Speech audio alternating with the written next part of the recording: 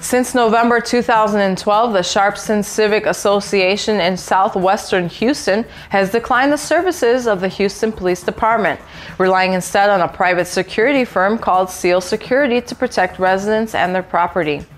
Derek Rose of IntelHub.com reports that the private security firm has apparently been out competing the HPD by offering more efficient and responsive services at half the cost. Jim Bingham, president of the Sharpston Civic Association, told a local TV station that a SEAL security officer was first to respond in a recent incident involving a stabbing.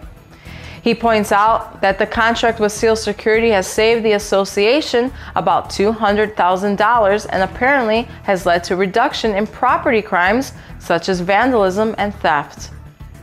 After learning that it will be prohibited from selling its products to civilian residents of New York, the Maine-based York Arms Company, which manufactures AR-15, AR-10, and AR-308 style barrels and accessories, has announced that it will no longer sell its products to law enforcement agencies in that state. In a notice to its customers, York Arms pointed out that because recent legislation forbids the company to sell rifles and receivers to the citizenry of New York, quote, "We have chosen to extend that prohibition to all governmental agencies associated with or located in New York. As a result, we have halted sales of rifles, short-barreled rifles, short-barreled shotguns, machine guns, and silencers to New York governmental agencies."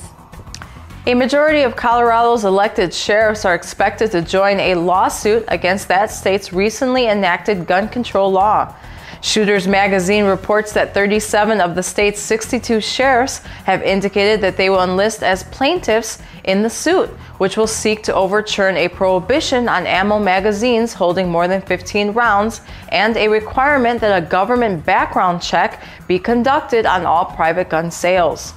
The County Sheriffs of Colorado, the official professional association that represents the state's sheriffs, will not take part in the lawsuit. April 19th will mark the 20th anniversary of the Waco massacre, in which religious leader David Koresh and scores of his followers were killed after an FBI assault on their religious sanctuary triggered a catastrophic fire. The Holocaust at the Branch Davidarian retreat at Mount Carmel was a tragic climax to a 51-day standoff that began with a paramilitary raid on the religious community by the ATF.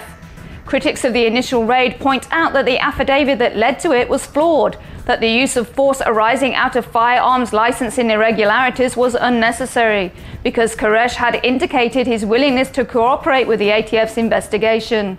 Although the federal government maintains that the fire was set by the Davidarians themselves, independent investigations have produced evidence that it was a product of the FBI's use of highly flammable CS gas in a confined environment that contained kerosene lamps.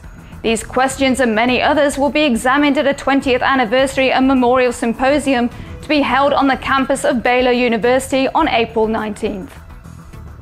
For decades, fusion propulsion has been a staple of science fiction, and that technology may soon materialize as science fact. Researchers at the University of Washington report that they have developed the essential of a practical fusion propulsion system that could reduce the travel time to Mars, which at its closest approach is roughly 34 million miles from Earth. The system being developed in Washington would use a strong magnetic field to create a compression shell around a core of deuterium plasma. This would induce a fusion reaction that would heat the metal shell, producing a high-energy stream of ionized metal that would propel the vehicle. You're watching the Next News Network.